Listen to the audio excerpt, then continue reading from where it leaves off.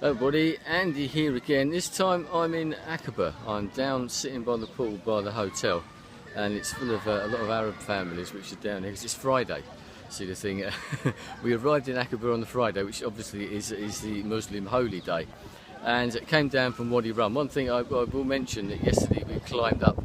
We went to see the sunrise as well. I climbed up high to watch that. That was something else. I would say they saw the sunrise earlier today as well. We drove down to here. Some of the people went off on an optional tour to see the like on a boat trip out into the Red Sea. Because we're right on the Red Sea here.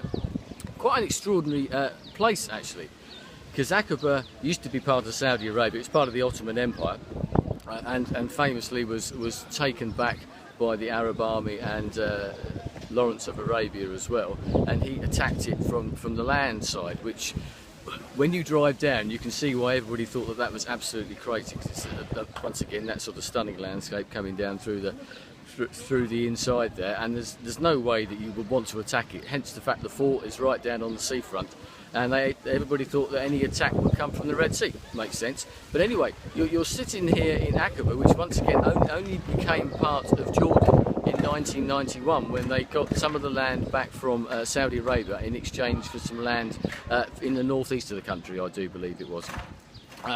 So you've got Aqaba and you're sitting there and you look across literally within sort of more or less touching distance, and there's Eilat, the holiday complex in Israel, and then just around the corner from there, which once again you can see is Egypt, the Sinai Peninsula, and where we are now is just slightly south of Aqaba, and Saudi Arabia is literally a few miles away, so you're within touching distance of all of these sort of different countries, all sitting very close together, as I said, within sort of touching distance of each other. Anyway, back to the story.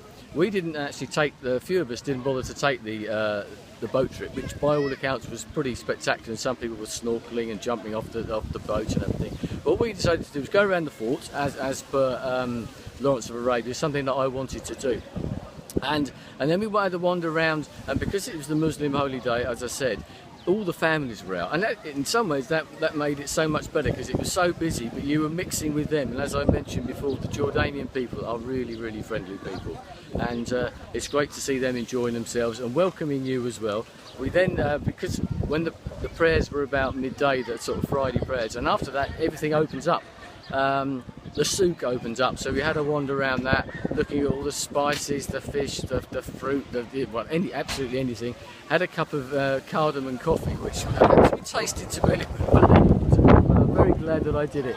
And then had an ice cream after that to sort of refresh my mouth slightly, shall we say. Wandering around there, we found a pub called the Rovers Return, would you believe, in Coronation Street. It was shut, but as we all said, you've got to go and have a look at it. I'm no fan of soaps or Coronation Street, but what a weird and wonderful place to have a bar named after that. And they've got this little thing outside which looks like the actual bar from Coronation Street itself. There you go. So anyway, we're here today, and I've just been down into the Red Sea. From the Dead Sea to the Red Sea, had a little paddle around, now back here getting ready. We're out today for a seafood restaurant this evening, and then we drive back to Oman tomorrow, and then we'll have a tour around Oman, and then it's back home. So I don't know if I'll make another one of these videos. So all I will say is it's been an amazing holiday made by some wonderful people.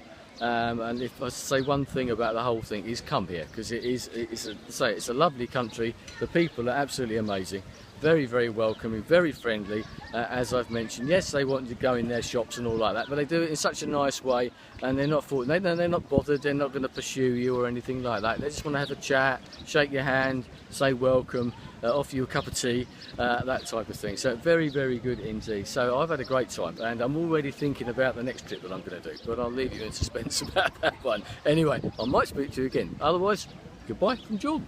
Goodbye.